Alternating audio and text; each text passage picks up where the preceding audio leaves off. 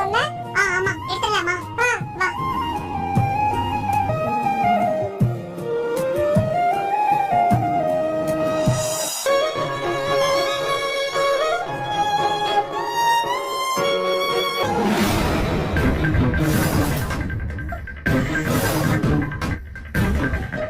அது ட்ரையல் பார்த்தது ஒரு பக்கம், பார்க்காதது ஒரு பக்கம் வச்சிருந்தேன்.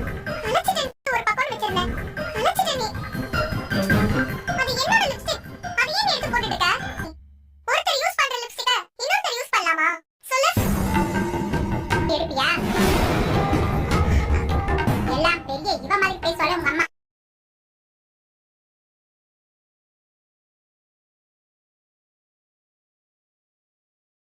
செல்வியும் பாட்டியும் கிச்சனில் வேலை செஞ்சுட்டு இருக்காங்க.